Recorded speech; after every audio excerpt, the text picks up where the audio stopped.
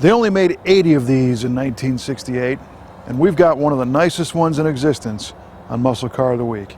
It's a 1968 Corvette with the L88 427 under the hood.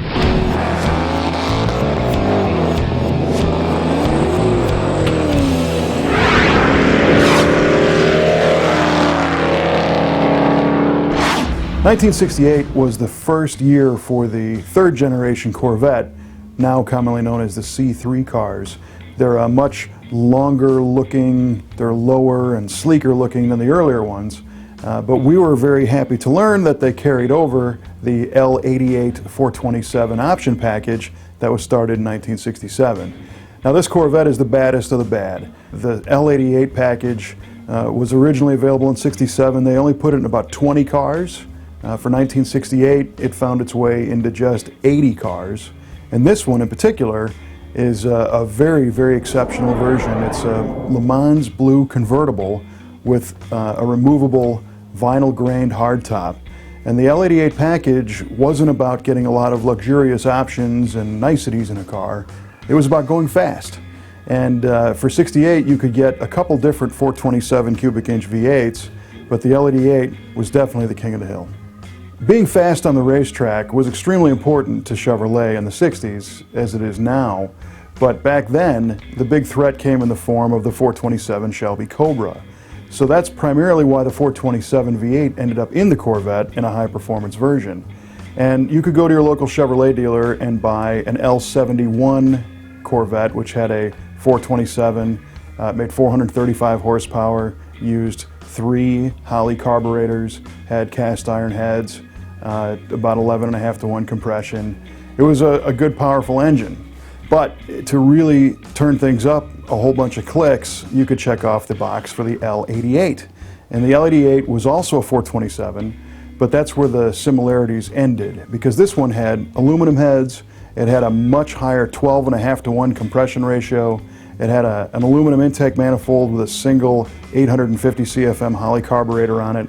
It had a mechanical camshaft with over ½ inch lift on both the intake and exhaust. It was a long duration camshaft, had a transistorized ignition, and what that meant is Chevrolet actually advertised the L88 427 at making 430 horsepower and 485 foot-pounds of torque. Now that horsepower number was actually a bit less than the L71 435 horsepower. Now the trick here is that the L71 427 actually had a higher horsepower rating than the L88, 435 horsepower versus 430 of the L88.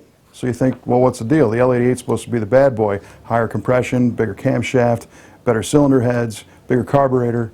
Well, the truth was that 435 horsepower L71 was rated at 5,800 RPM, and the L88, the bad boy motor, was rated at 430 horsepower, but at a low 4,600 RPM. So many people think that the L88 at its higher RPM limit was up 500 horsepower, 520. It's kind of hard to say. Some say as high as 560. All we know is that these things scream, and this is a super rare, super nice Corvette.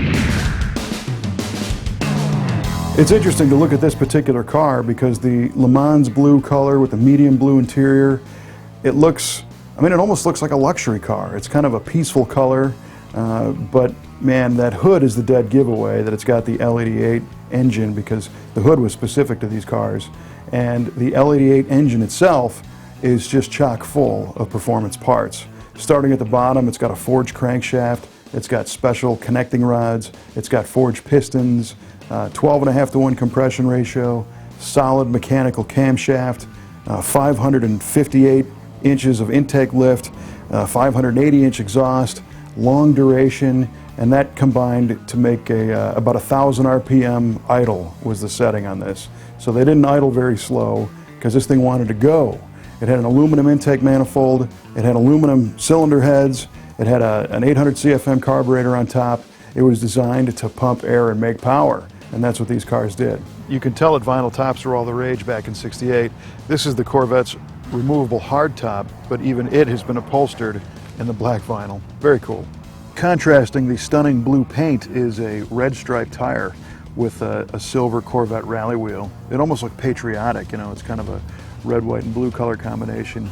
It's funny to see how many parts that are deemed Corvette parts people, you know, seek out for other projects. Corvette motor, Corvette rallies, Corvette brakes. This thing's got it all. It's kind of funny that Chevrolet really didn't want these cars to be in the hands of the general public. They wanted to build a car you could buy and go race if you were a legitimate race car driver. So they changed the options around inside the car so that it would kind of discourage people that wanted a comfortable, quiet Corvette. For example, there's no heater in an L88. There's no radio in an L88. They do have power brakes, which was interesting, but I think that's because all the L88 cars had heavy-duty brakes, heavy-duty suspension, 15x7 rally wheels. So in order to just drive this thing around, the power brakes certainly helped. But again, this was not a car that was designed to be driven every day to work.